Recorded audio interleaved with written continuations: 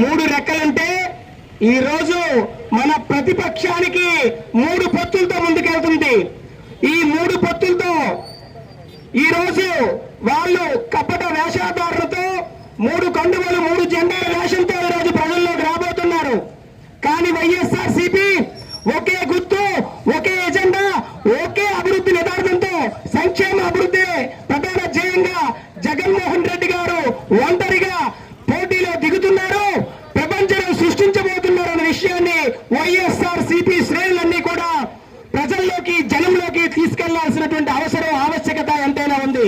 మిత్రులారా, ఈ యొక్క కబడ్డీ వేషగాళ్ళు ఈ రోజు 3 పొత్తులతో మన ముందుకొచ్చి ఏదైనా ఈ స్వార్థ రాజకీయంలో వంచన చేయడానికి మన ముందుకు వస్తున్నారు.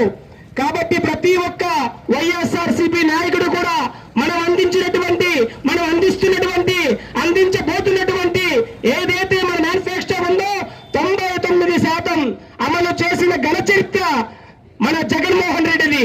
కాబట్టి ముఖ్యంగా అభివృద్ధి నినాదం, సంక్షేమ నినాదంతో ఒంటరి పోరుతో ప్రజలందరినీ మనసులు గెలుచుకున్నారు. కాబట్టి ఆ ధైర్యము, ఆ నిబద్ధత, ఆ నిజాయితీ ఉన్నది. కాబట్టి ఈరోజు ఒంటరిగా పోటీ చేస్తూ జనమైన ఎజెండా అంటూ ముందుకొస్తున్నటువంటి జగన్మోహన్ రెడ్డి గారిని అందరం కూడా ఆశీర్వదించాల్సిన అవసరం, ప్రతి ఎమ్మెల్యేని కూడా అఖండ మెజార్టీతో గెలిపించుకోవాల్సిన అవసరం.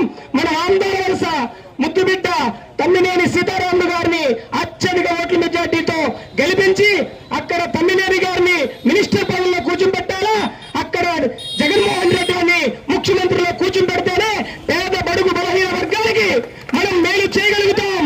అందుకోసం మనందరం కూడా ఇప్పటిదాకా 5 సంవత్సరాల కాలంలో బటన్ నొక్కి ఇంటి గుమ్మం దాటకుండా ప్రతి ఒక్కరికి కూడా లబ్ధి చేకూర్చినటువంటి ఘన చరిత్ర జగన్మోహన్ రెడ్డిది. కాబట్టి రేపు కంపల్సరిగా రాబోతున్నటువంటి సార్వత్రిక ఎన్నికల్లో మనందరం కూడా ఒకే ఒక్కసారి తప్పనిసరిగా బటన్ నొక్కి ఫ్యాన్ గుర్తుకు ఓటేసి ప్రపంచం సృష్టించి 175 స్థానాలు కైవసం చేసుకునే విధంగా ప్రతి ఒక్క బడుగు బలహీన వర్గాలు కూడా కృషి చేయాల్సిన అవసరం, ఓటేయాల్సిన అవసరం. ఈ పథకాలు మళ్ళీ మీ ఇంటికి చేరాలంటే, మీ గడపకు చేరాలంటే ఖచ్చితంగా జగన్మోహన్ రెడ్డి మాత్రమే సాధ్యమవుతుంది. కపట మోసాలతో 6 పథకాలు ప్రవేశపెడితే అది సాధ్యపడదా అని ఆలోచిస్తే కనీసం కూడా ఈ 6 పథకాలు కూడా 2014లో అప్పుడు ఏదైతే పొత్తుతో ముందుకొచ్చారో, ఈ బీజేపీ, టీడీపీ, జనసేన పొత్తుతో ఏదైతే ముందుకొచ్చారో అదే మేనిఫెస్టోని ఆ రోజు ప్రజలు నమ్మలేదు, ఆ రోజు ప్రజలు చంద్రబాబు నాయుడు విశ్వసించలేదు.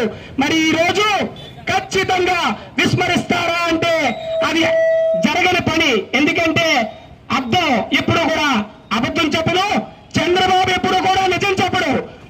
అబద్ధం చెప్పడండి. మనం అర్థం ముందు నుంచి ఉంటే అబద్ధం చెప్తాడా, మన రూపం మారిపోద్దా? అలాగే చంద్రబాబు నాయుడు కూడా ఎప్పుడు నిజం చెప్పడం విషయాన్ని ప్రజలందరూ గమనిస్తున్నారు. కాబట్టి జగన్మోహన్ రెడ్డి అనే వ్యక్తి ఈ రోజు ఇస్తున్న సంక్షేమమే బలంగా ఆ జనం గ్రహిస్తున్నారు.